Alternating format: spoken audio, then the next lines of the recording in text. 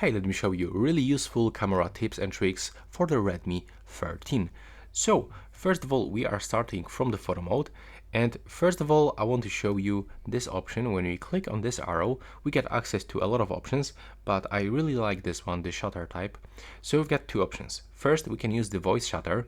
So now when you say cheese, the screen will flash and the photo will be taken. So you don't even have to touch your phone to take the photos. And another option is the second shutter type, tap to take the photo. So all you have to do is just to click on the screen and your smartphone would automatically adjust brightness and focus. Next, we can find here timed burst.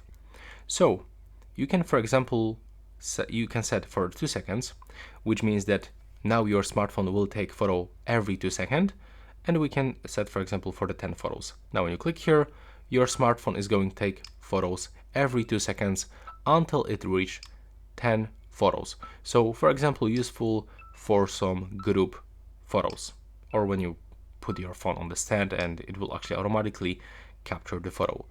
Next, we have to go into the right side where we can find the 108 megapixel mode. Now I will try to show you how it actually performs. There we go.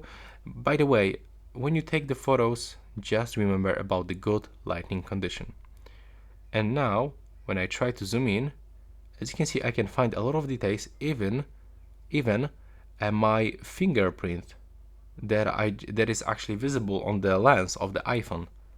Take a look. I'm gonna put the iPhone a little bit closer to the camera, just to show you that this fingerprint is really here. Take a look. It's here.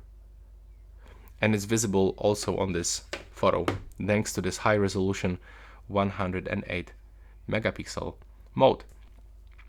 Next, we are going into the settings, where we will be able to find this function to shot with the screen off. So when you are taking the time-lapse videos or this timed burst, your smartphone screen will be turned off after 3 minutes of an activity, but it still will take the photos, so it will drain your battery less. That's really useful function. And also right here we can find the picture quality, so be sure that you enable the high picture quality mode. And when we go into the video mode, we can switch here between the full HD and the HD, but unfortunately we cannot get 60 frames per second. And when you go into this option, the photo mode, one more time, we can click and hold on this preset and we can smoothly zoom in and zoom out to the 10 times by using this function. And that's all for this video. Right now, please subscribe to my channel and see you in the next one.